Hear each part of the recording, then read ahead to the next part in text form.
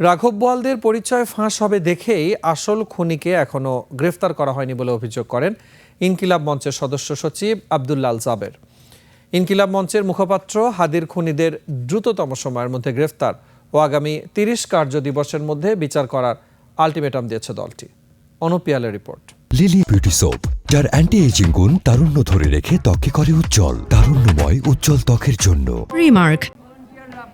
শাহবাগে ভারতীয় আধিপত্যবাদ বিরোধী আন্দোলনে শহীদ ওসমান হাদির খুনিদের দ্রুততম সময়ের মধ্যে গ্রেপ্তার ও আগামী ৩০ কার্যদিবসের মধ্যে বিচার শেষ করার দাবি এবং কাঙ্ক্ষিত ইনসাফের বাংলা বিনির্মাণে ইনকিলাব মঞ্চের সমাবেশ।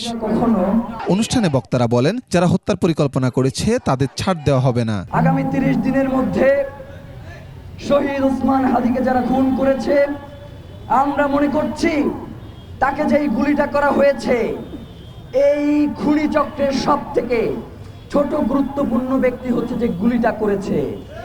সব থেকে বড় রাঘব বোয়ালদেরকে আড়াল করবার জন্যই তাকে এখন পর্যন্ত জনসম্মুখে আনা হয় নাই। শহীদ ওসমান হাদির ইনসাফের লড়াই চলবে বলেও জানান তারা। বাংলাদেশে ইনসাফ কায়েম করা পর্যন্ত যুগ থেকে যুগান্তরে এই লড়াই চলবেই চলবে। এ সময় হত্যার শিকার ওসমান হাদির বড় ভাই বলেন, হাদিকে হত্যার দায় সরকার এড়াতে পারে না। আপনারা যারা রাষ্ট্র ক্ষমতায় থাকাকালীন অবস্থায় ওসমান হাদিকে হত্যা করা হয়েছে, এই হত্যার দায় আপনারা এড়াতে পারবেন না।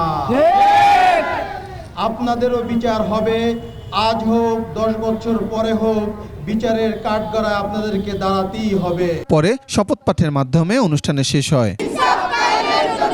ন্যায় বিচার প্রতিষ্ঠার জন্য। অনুপ পিয়াল, 21 টেলিভিশন, ঢাকা।